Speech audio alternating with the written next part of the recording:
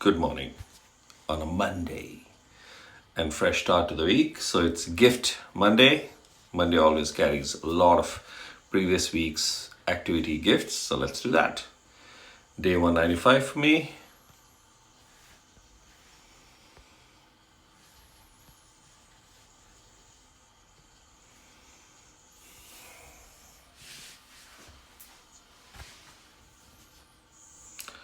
Oh, click to view all heroes with defense reduction effect.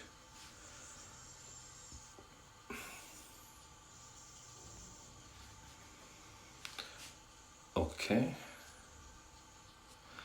Somebody has made that hero classification. So let's add that. This is how certain things you can add and have access to that particular information. So creators billboard, that's already gone.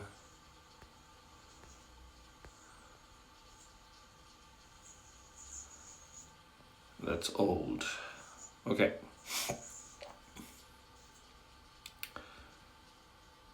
Daily. Remember this because it's a simple activity and might look even silly at times.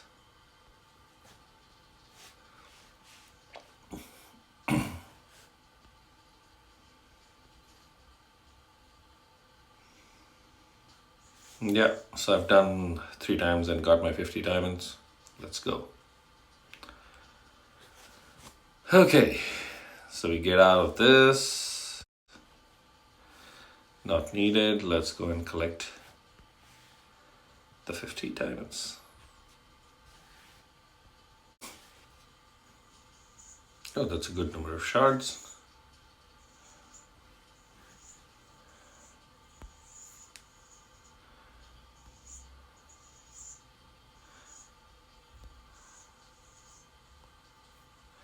That's reached.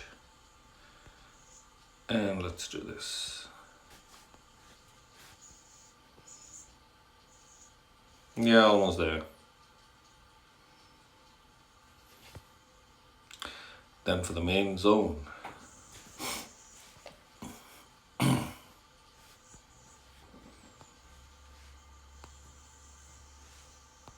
Okay, that's nice. Oh, he gets reinforced Fallen Templar. I don't use him so much.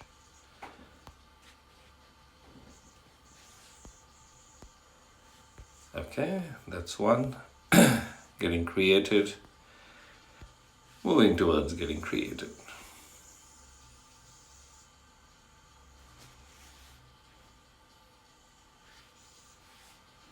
Why did I move out? Let's go here.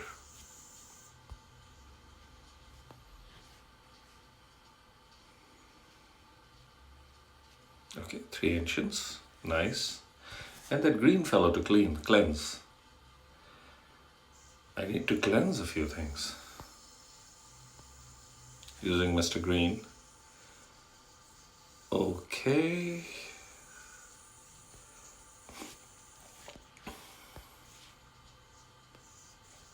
Goody.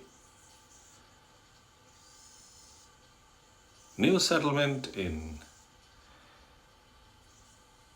7 days. So that's next Monday. So that was a good haul that I got from this, which is good.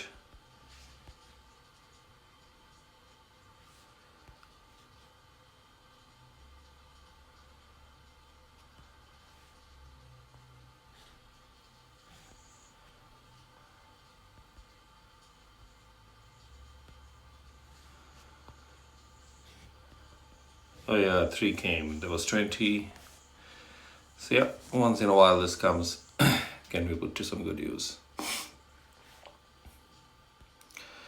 What do I have over here? Brave Conquest starts. Okay, so there's double benefit. There's Brave Conquest over here and artifacts open up. I did not chase this. I'm saving the stamina for certain other things. Clearly see this having reached double of what I had, so I didn't have any plans to land up over there. Let's see this. This is, yeah, AMR. Primarily AMR, nothing great below. Except this, that's going to help me make one crystal. And up there. Okay.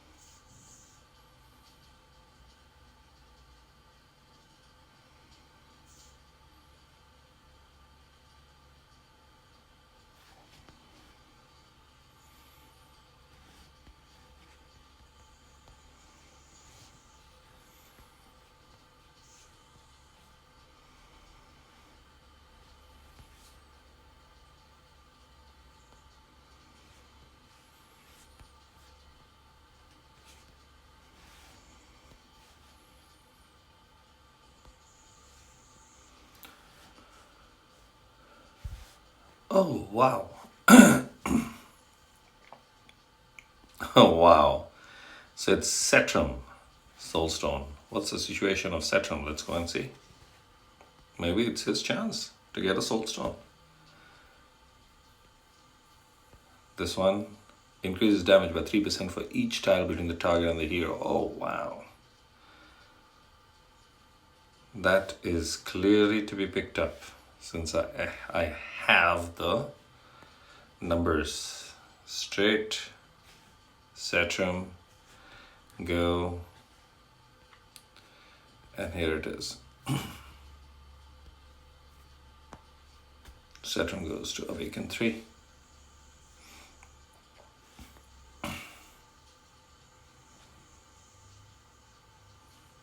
That adds a punch. And he goes, I think, above 100. Yes, he becomes my first 100 plus BP guy. 101. They're inching slowly.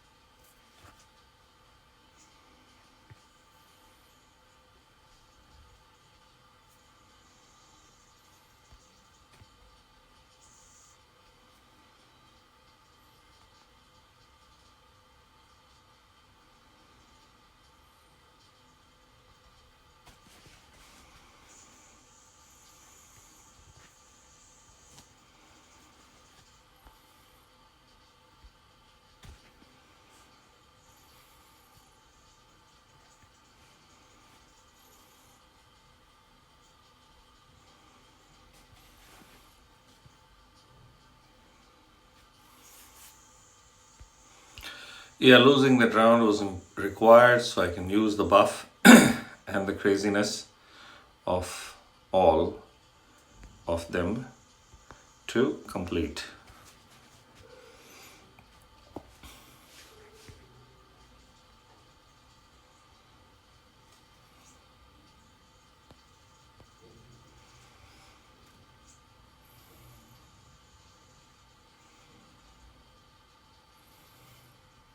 And it's done.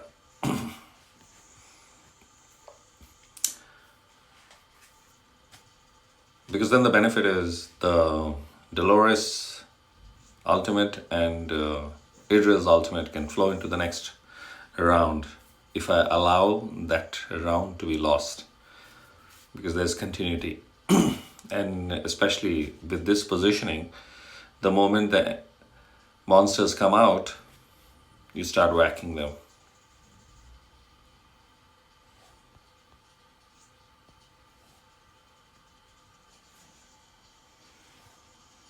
Okay.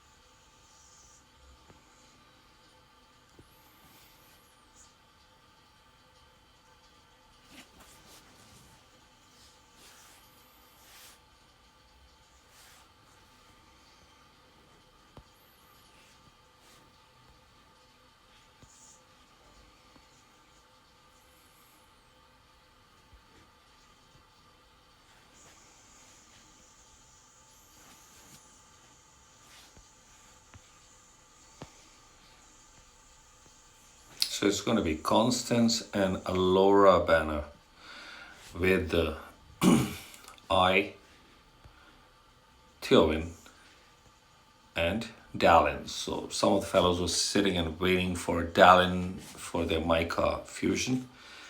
You have an opportunity there. Yep. Constance actually is in both, so she's not an ancient exclusive, but she's available there too as an arbiter. And she's an excellent hero.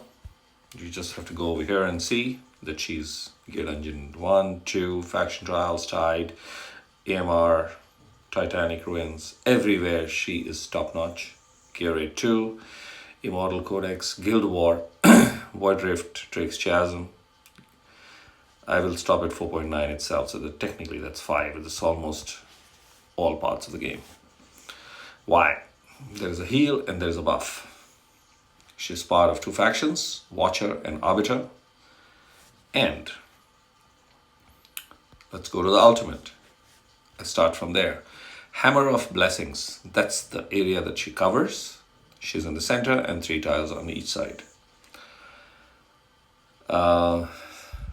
3 rows of tiles on each side. So, or rather 1 row of 3 tiles on each side. That's more appropriate description. At the maximum skill, what does she do? For 15 seconds, she gives 35% inspiration. Dolores gives, I think, 40% inspiration or 50. I can't remember exact. Now, so she is a legendary Dolores kind of a benefit. Obviously, a few tiles are less. Dolores has a little extra reach. I think 1 tile each on the 4 sides in the center. Now, you can increase the duration of this 15 seconds by 5 by skill up. And inspiration effect also can go up by 10%, so it'll reach 45%. This one, Healing Multipliers, grants attack-based healing to 1 ally in range, restoring HP equal to 60% base healing. When the hero blocks enemies, she stops healing and strikes 1 blocked enemy, dealing 100% damage, of course. So that's technicality. The other part, so what's this? Single target heal, and this one is Hammer of Blessings. Okay, rejuvenating chant increases healings on other ground units by 20%. Yes, so there's some amount of life being infused. Additionally, on ground units only, not platform. She might be covering platform, but this will apply to the ground units.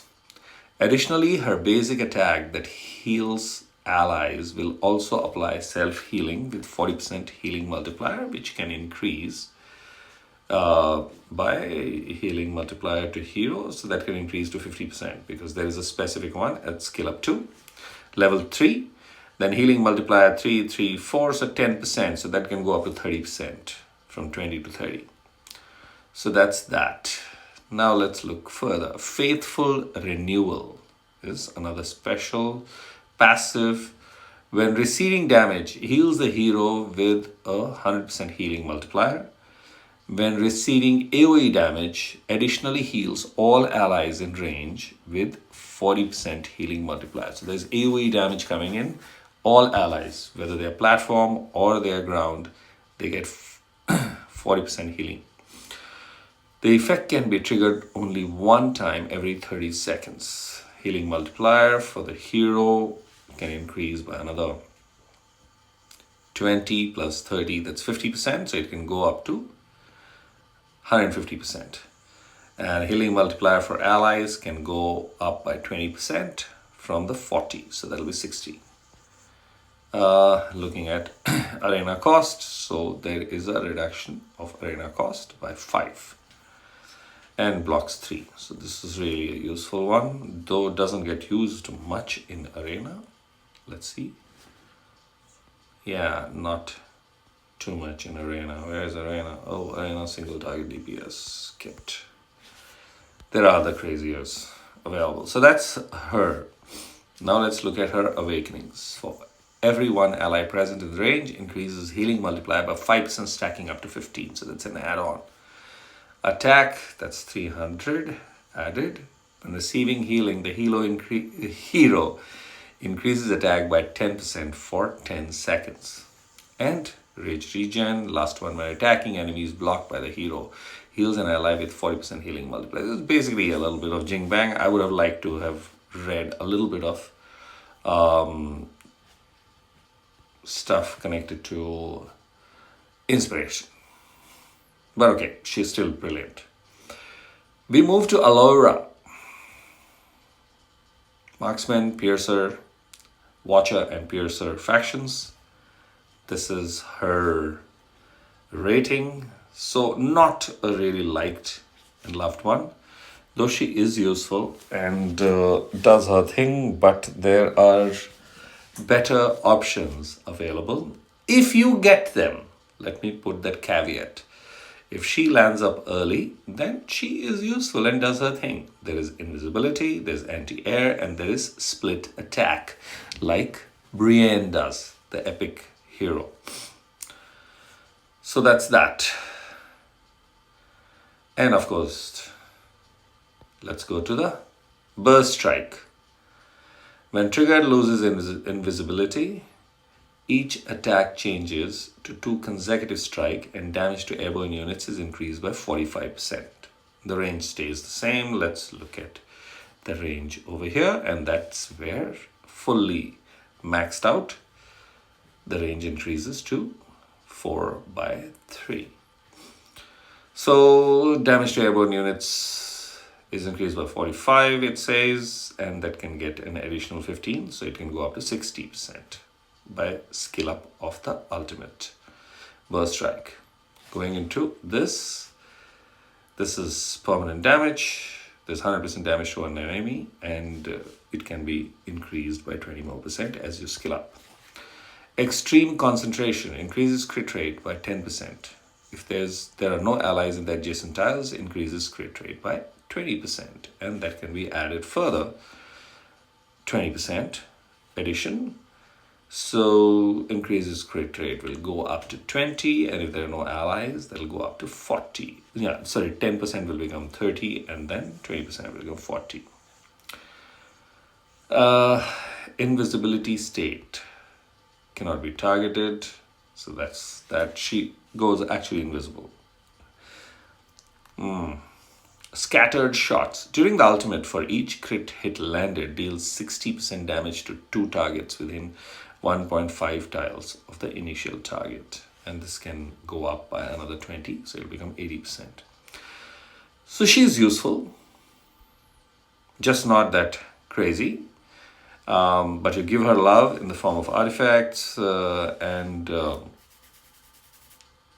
gear. She delivers better results, as all heroes do. And I have a feeling that she is the twin of Edith. They look the same. I will leave rest of the stuff to your imagination, why they look the same. Awakenings, of course, excess crit rate is converted into equal percentage for crit damage.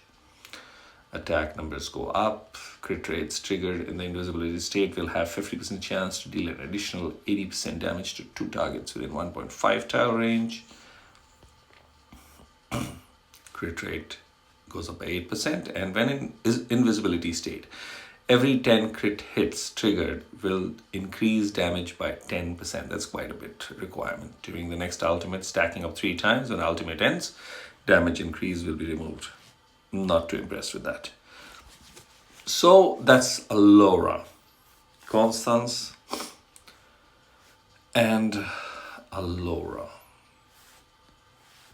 Anything in the max to be seen? No, nothing great. A little tanky, because that's what defenders are to an extent. She's a defender that does a lot of things, so that's special. I is really awesome hero, though there are more flamboyant ones, and hence she has her limitation, but you can actually see where she comes into play. So Guild War and Void Drift, early days of mine, I have used her in Void Drift till other fellows landed up, and then they took on.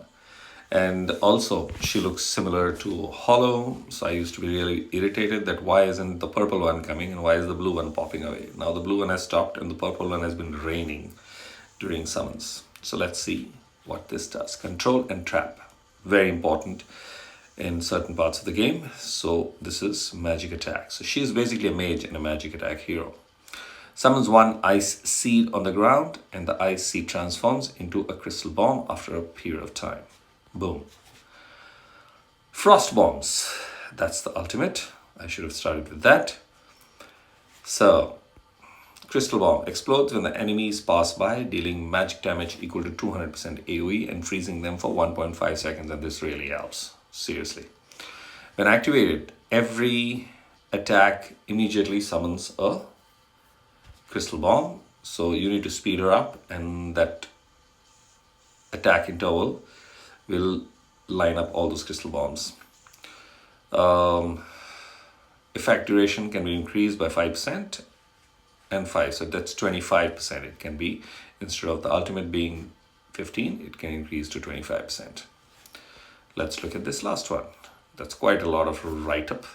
Frost bomb increment. Performing a summon on a crystal bomb enhances it, stacking up to 2 times. After the first enhancement, Crystal Bomb deals magic damage equal to 350% attack and inflicts freeze. Freeze is going to be unable to. I just wanted to see. Yeah, it becomes 3 seconds. Great. Of course, you have to scale it up. Crystal Bomb deals, after the second enhancement, Crystal Bomb deals AoE damage equal to 520% attack and inflicts freeze, forming a zone that slows down an enemy for 3 seconds. That really doubles up, and it's really awesome. Damage after first enhancement can be increased by 20%, so 370 it'll become, and damage after second can be 40, so it'll become 560 with the first level up. And this can go on and on, so from looking at it, it's basically 20, 20, 20, that's 60, and 30, 90, so that can go, the first enhancement damage can go up to 440, and then below is 40, 40, 40, 40, so 160. So it can, this after the second AoE damage can go up to 680%. That's quite a bit. Wow. Let's look at the awakenings. Increase the damage of Crystal Bomb by 50%. Ta-da! Explosion caused by each crystal bomb affects 2 additional targets. That's Awaken 3. Really useful. Rage Regen and freeze effect to all crystal bomb. From 3 it goes to... It's 1.5. I'm really confused. Somewhere it was written 3 and somewhere it's 1.5. Yeah, you have to scale it up, of course. So it will go up. Basically, whatever is the situation, it'll have 1 second additional given to it. Going to Theowin, again, when you go over here, you'll be able to see that he's useful, in dealing with airborne scenarios in various parts of the game. Especially Arena anti-DPS, you'll find early players. So Eowyn is basically beginning to early mid play. After that, you'll put the fellow away because you'll have your Brienne and Idril being more prominent, and you would have also, even if you're free to play, you would have pulled certain other marksmen.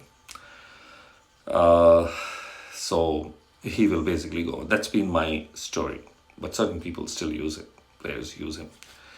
I will go very quickly into the ultimate. Throws a spinning blade that deals equal damage to 100% attack.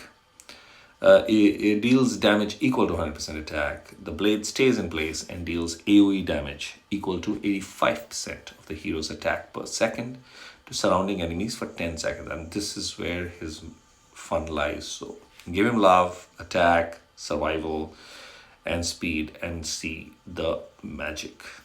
His deployment is 11. His cost is 11, which means he deploys that 1 unit faster. And then, of course, the blade hurl attack percentage can be increased by 15%, so it can go up to 100. This is connected to permanent damage or physical damage, as you would like to. Physical damage. And this one is slow effect duration. So AoE attack and control. Control is slows down. Blade hurl and large saber can inflict slow on their surrounding enemies. Slow effect duration can be increased by 1%. 1 second, not 1%, 1 second.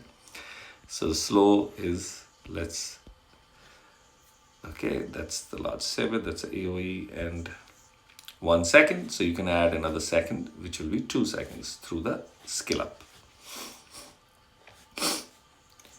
That's that. Let's look at the Awakening.